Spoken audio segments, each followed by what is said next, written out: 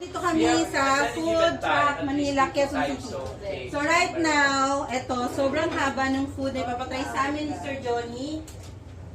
Si Sir, andito. Sir! Hi! Hello! So, how many concessionaires do we have, Sir? Right now it's about 32 and 4 are coming up.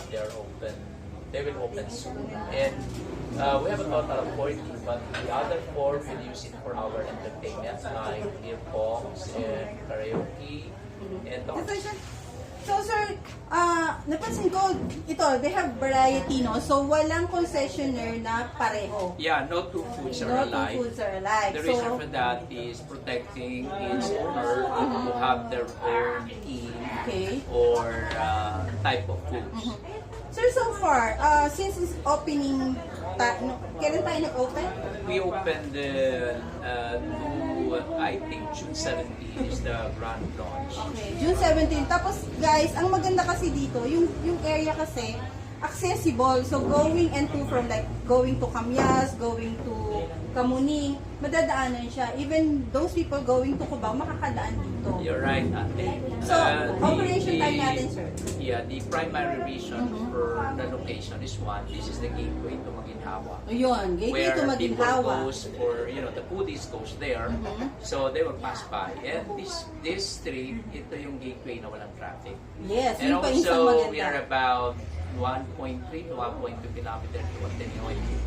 And then, ang parking, sir, napansin ko. Correct. That's why we have only 20 slots, but at night time, we are allowed to park on the side street. That's why we have our own blue guards and also barangays, and also we even have a coordination with the police. We had a standby police at the time for the traffic, Okay, sir. With regards to food, alam naman natin yan, masasarap yan. Pero ano yung mga varieties na meron sila, tayo dito, na matatagpuan nila?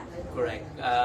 Ang isang very unique is kung Wenzel, we have a Visayas Mindanao food. Okay. So we have sukil, which you don't easily find, and also we have longanation, the different longganisa in the nation. Okay. Example, from Alabinos, from Kamalatuan, from Ligan, from Lumban, so on and so forth. And they even have longganisa sisig. Ganun, sir. Sounds good, right? So, with regards naman sa noodles, sir, napansin ko may noodles tayo. So, yeah, noodles the Chinese are offering noodles for maki. The Japanese are offering noodles for the soup. And there's another one offering pancit for the cooking. So, it's kind of variety. You find all the noodles. In fact, there's a Thai restaurant that offers pad thai. Oh, so It's in noodles. meron talaga. So, sabi na, United Nation dito. Right. Okay. So, sir, invite them. Anong time nag-open tayo? Until what time? Tapos, ano pa yung bukod sa food? Ano pa yung i-offer ng Food Truck Manila QC?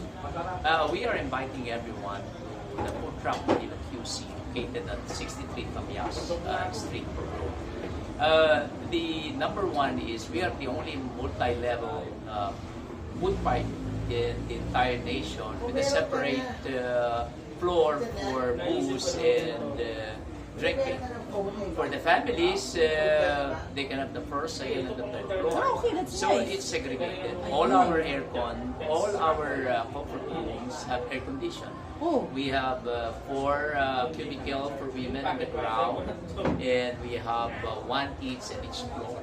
So the aircon is always open and smells good. Okay, so alam niyo naman guys, importante na pag marami tayong nakain, available ang maganda nating comfort room.